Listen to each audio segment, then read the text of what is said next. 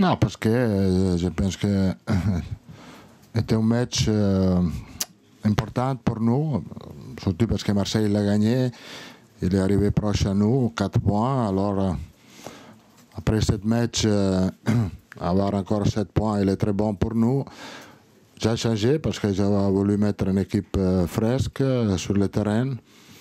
Et parce que quelques joueurs, il a eu problème. Thiago Silva ne peut pas être utilisé parce qu'il a eu une douleur à le genou. Alors ça, c'était la raison pour le changement. Après le match de Barcelone, il avait mal juste après la fin du match. Oui. Et pour le match côté, il n'y a pas de soucis, ou est-ce qu'il y a une petite Nous incertitude? devons voir les prochains jours. Il a un petit problème. J'espère qu'il va récupérer vite.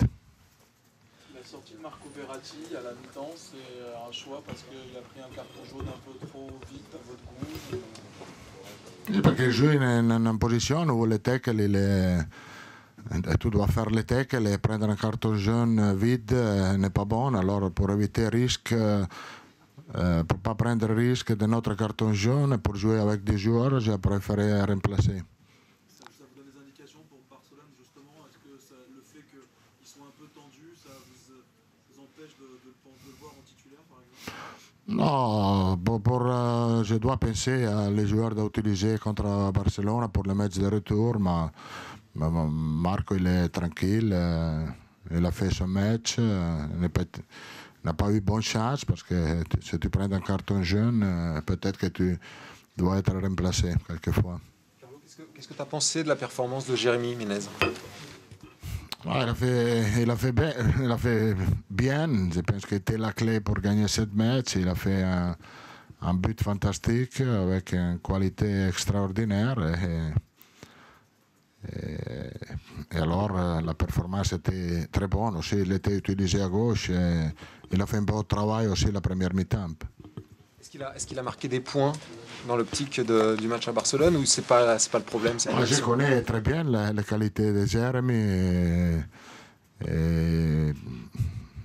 C'est vrai qu'il n'a pas marqué beaucoup de buts, mais il a toujours fait un très bon travail pour l'équipe. Aujourd'hui, il a marqué. Certainement, il est un joueur qui peut aider nous à Barcelone. Pour revenir au match, qu'est-ce que vous avez pensé de la prestation de votre équipe sur ce match? Ça a été assez difficile quand même. C'était difficile, mais je pense que pour 60 minutes, nous avons fait bien, un bon travail. Après,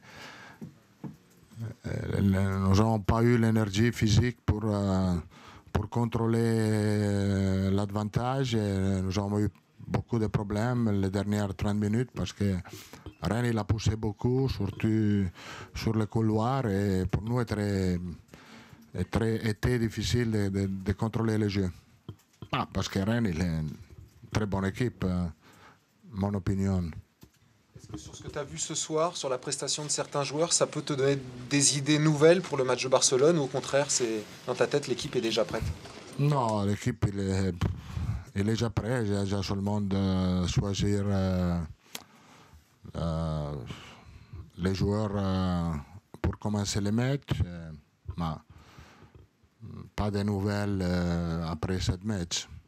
Vous avez préféré la première mi-temps de Marco Verratti ou la deuxième mi-temps de David Beckham dans cette position? C'était un match différent. Alors, la première mi-temps, nous avons eu plus de possibilités de jouer. La deuxième mi-temps était plus difficile parce que nous avons marqué vite la deuxième mi-temps. Et après, nous avons défendu et nous avons eu pas possibilité de contrôler le jeu. Alors, c'est difficile de faire une comparaison entre les deux joueurs. À Barcelone, vous risquez plus défendre que de contrôler le match quand même, non? Tu dois défendre, mais ce n'est pas notre objectif de défendre seulement. Nous devons avoir le courage parce que pour aller à la demi-finale, tu dois gagner.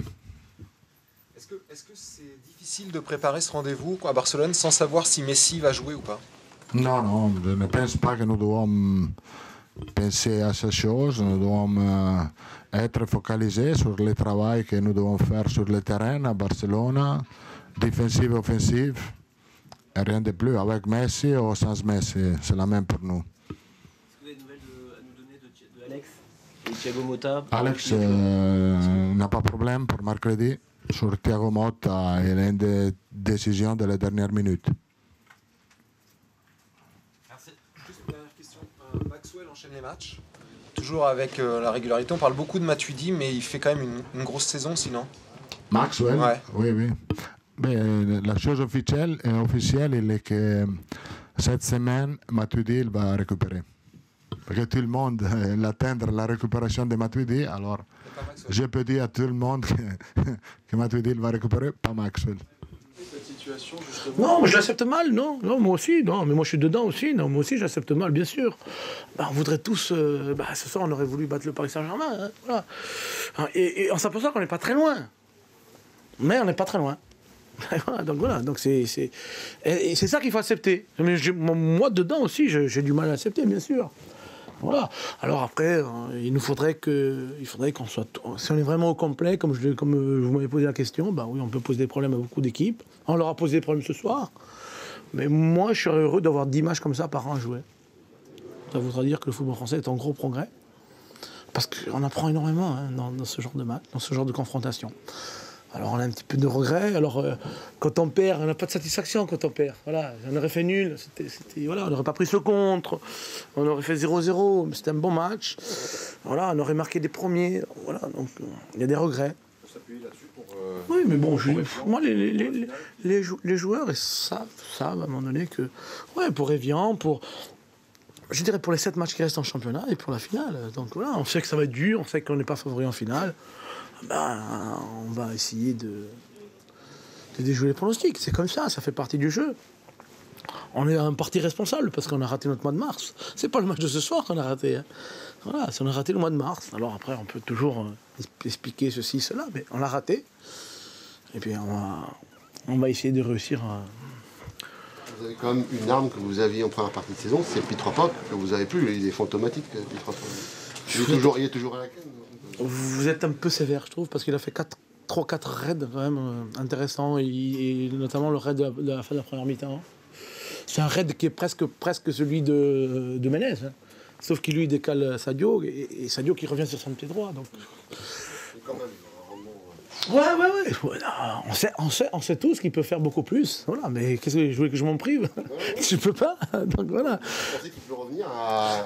Je sais pas, je suis comme vous, j'observe. Hein, je veux dire, voilà. Donc c'est mieux. C'est pas encore, voilà, c'est mieux, voilà, c'est pas encore. Voilà, donc le petit Cheikh Diarra, il se démène, mais ce sera peut-être pour dans 6 mois. Peut-être que Mevlouterding, sa entrée qui était correcte, va faire la maille. Donc, on va réfléchir à tout ça. Voilà, on va réfléchir à tout ça tranquillement. On a des échéances encore.